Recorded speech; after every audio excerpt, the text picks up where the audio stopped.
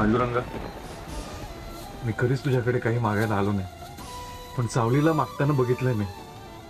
देवा पांडुरंग, मला माहिती आहे मी आयुष्यात खूप पाप केली आहे. ज्या सावलीवर मी हात उचललो, माझ्यासाठी मी आलेलो नाही. नको करू माफ मला. मी या बाळाला तुझ्याकडे घेऊन आलो. त्याला जीवनदान दे देवा. त्याचे प्राण त्याला परत दे पांडुरंग.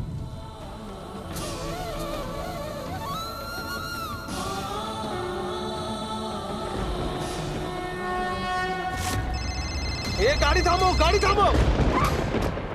हा बॉस बोला. घरी फोन जड झालाय उचलायला. काय झालं? त्या कार्ट्याचं आणि सावलीचं काय झालंय? दोघंही मेली ना नक्की? काही गडबड नाही ना केलीस तू? काही गडबड नाही केली, मारून टाकलं त्याला.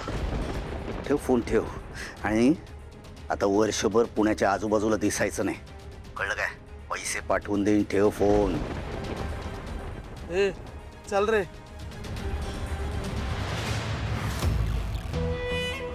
जगन्नाथ, तुझी भविष्यवाणी मी पुन्हा खोटी ठरवणार.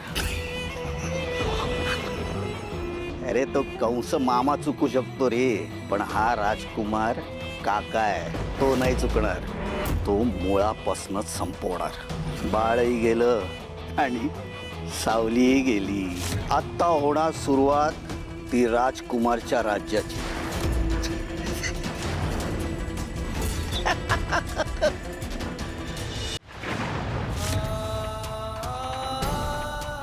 तू पण तोंड फिरवलंस ना. माझ्या आयुष्यातून सगळी माणसं निघून गेली, तसं तू पण तोंड फिरवलंस ना.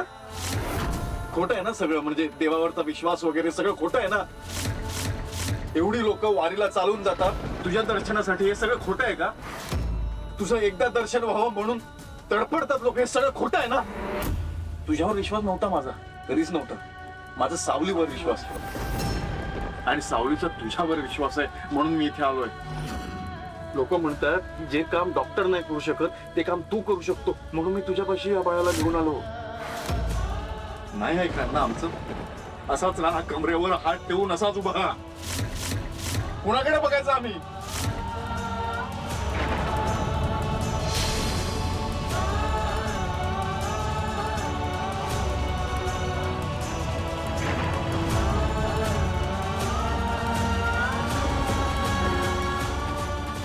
जर का माझी भक्ती सच्ची असेल तर आता तुझी सत्व परीक्षा आहे.